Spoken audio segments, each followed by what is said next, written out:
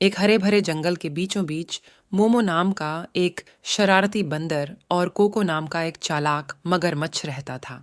मोमो अपनी चुस्त चाल और चंचल भावना के साथ आसानी से पेड़ तक झूल गया। उसकी शरारती आंखें उत्सुकता से चमक रही थीं।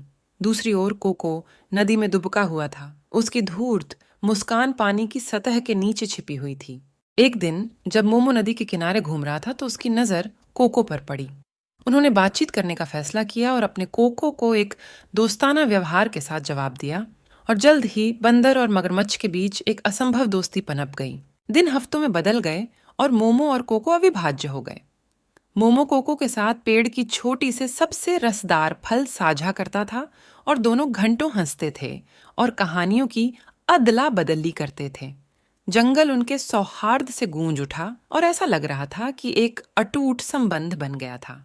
एक दिन जब मोमो और कोको नदी के किनारे अपनी दोस्ती की गर्मजोशी का आनंद ले रहे थे, कोको ने मोमो को अपने परिवार से मिलवाने का विचार किया। चिंतित और भरोसेमंद मोमो नदी के पार कोको का साथ देने के लिए पूरे दिल से सहमत हो गया। जैसे ही उन्होंने यात्रा शुरू की, माहौल बदल गया। आसमान में काले बादल इकट्ठे हो गए और गड़गड़ाहट की दूर की गड़गड़ाहट ने एक आसन्न मोड़ का संकेत दिया। आसमान में और कोको के इरादों में आ रहे तूफान से अनजान, मोमो ने दूसरी तरफ पहुंचते ही कोको के मुंह से झूलते हुए खुशी से बात की। जैसे ही वे नदी के दूसरी तरफ पहुंचे, कोको के असली रंग उभरे।